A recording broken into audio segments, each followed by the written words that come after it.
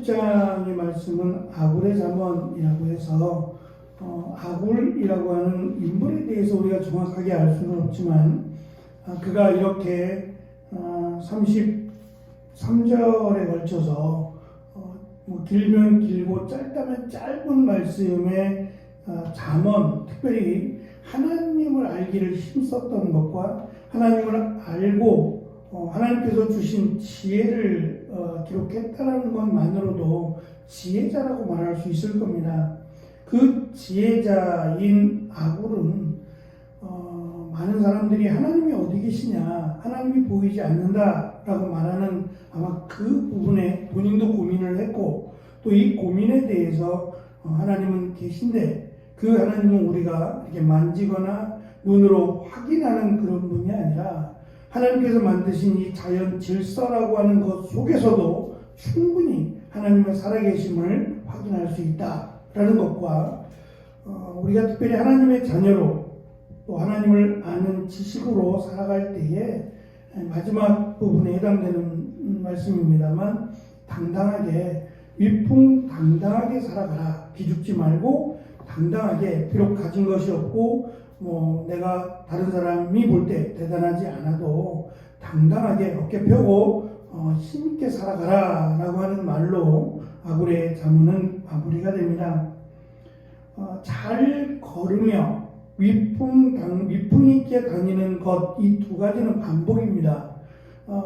걷는다는 것을 잘한다는 의미가 아니라 다른 사람이 볼 때 멋있게 걷고 또 위풍 있게 걷는다라고 하는 것을 두 번을 통해서 반복을 합니다. 둘 다 가슴을 펴고 당당하게 걷는 모습을 묘사하는 것으로 기죽지 말고 당당하게 살아갈 것에 대한 교훈의 말씀입니다. 네 가지를 비유적으로 설명을 합니다. 첫 번째는 사자라고 사자를 듭니다. 사자의 특징이 있다면 사자는 먹이사슬 중에서 가장 강한 짐승이죠. 어떤 짐승을 만나도 물러서지 않는, 싸우면 이길 수 있다라고 하는 자신감이 있다는 설명입니다. 두 번째 짐승으로 소개하는 짐승이 우리 성경에는 사냥개로 등장하고, 세 번째는 숫염소로 소개합니다. 쉬운 성경에서 이 두 번째 해당되는 사냥개를 숫탁이라고 번역을 했어요. 그 이유는 이 사냥개로 번역된 이 단어의 의미가 허리에 띠를 두르다라고 하는 뜻입니다. 허리에 띠를 두른 짐승을 우리는 지금 사냥개로 번역했지만 이 들개 가운데 이렇게 개의 몸집에 띠가나 아니면 점이 있거나 아마 이런 것 때문에 사냥개로 번역했을 가능성이 있고, 수탉의 경우에는 이 목 주변에 띠가 둘러져 있거든요. 아마 그것 때문에 수탉이라고 번역한 성경도 몇 곳이 있습니다.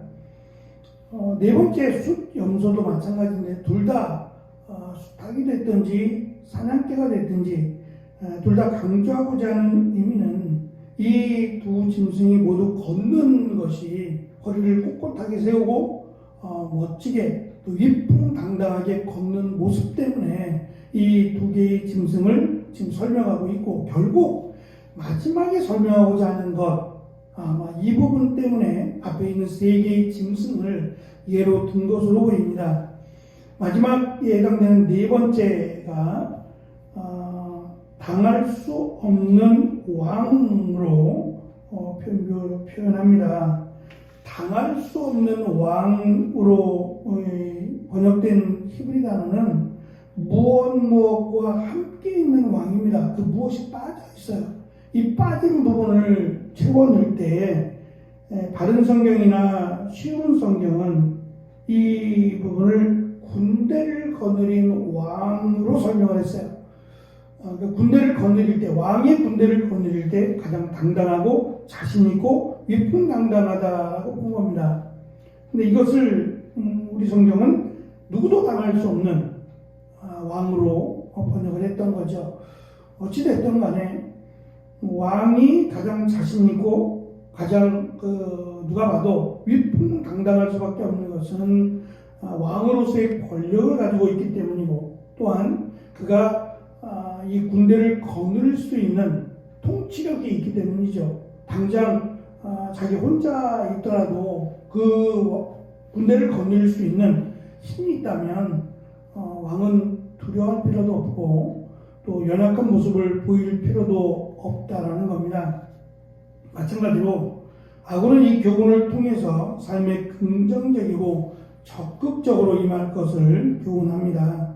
한낱 미물에 지나지 않는 짐승, 물론 사람보다 용맹스러울 수도 있고 또 그렇지만 수탉이나 순염소 같은 경우는 사람에게 잡혀먹는 짐승이잖아요. 잡혀먹는 동물인데 그럼에도 불구하고 그의 겉모습들은 당당하고 자신감이 넘치는 그런 모습이 있지 않느냐. 하물며 하나님의 형상을 담은 인간이 비록 내가 다른 사람보다 뛰어나지 못하고 또 가진 것이 없다고 해서 기죽어 살 이유는 없다. 왜냐하면 우리가 하나님을 믿는다면, 그 하나님의 전능하심을 믿는다면 그 전능하신 하나님이 우리의 아버지가 되시기 때문이다 라고 하는 것을 암시하면서 기죽지 말고 살아갈 것을 우리에게 권면하고 교훈합니다.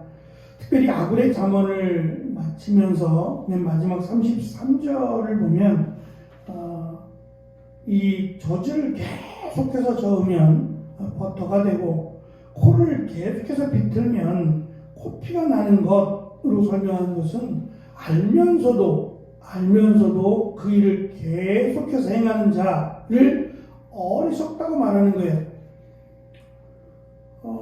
사람이 넘어져서 코가 깨질 수도 있고 실수도 할 수 있습니다. 그런데 그 실수를 반복하는 것은 참으로 미련하고 어리석다라는 것을 강조하고, 특별히 마지막에 있는 것처럼 노를 격동하면 다툼이 난다라는 것은 그렇게 고급스러운 지혜가 아닙니다. 이건 아마 아이들도 알 거예요. 투닥투닥거리면서 아이들과 싸우면서도 얼마든지 깨달을 수 있는 그런 진리거든요. 근데 이것을 어릴 적부터도 친구들과 다투고 싸우고 하면서도 잘하니까 이제 그러면서도 그것이 결국은 어른 싸움이 되기도 하고 이것으로 인해서 상처를 당한다는 것을 아는데 멈추지 못한다는 거예요.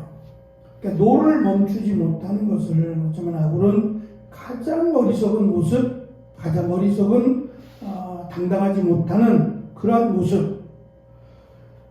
영국의 어느 도시에서 주민들을 대상으로 설문조사를 했습니다. 그 설문조사의 내용은 첫째, 내가 300만 원을 받고 다른 사람이 450만 원을 받는다면, 두 번째, 내가 150만 원을 받고 다른 사람이 100만 원을 받는다면 둘 중에 하나를 선택하세요. 내가 300만 원을 받고 다른 사람이 450만 원을 받는다. 나보다 150만 원을 더 받는 겁니다. 첫 번째, 둘 중에 하나를 선택해야 되는데, 두 번째는 내가 150만 원을 받고 다른 사람이 50만 원이 적은 100만 원을 받는다. 나를 기준으로 보면 350만 원을 받을 거냐 150만 원을 받을 거냐.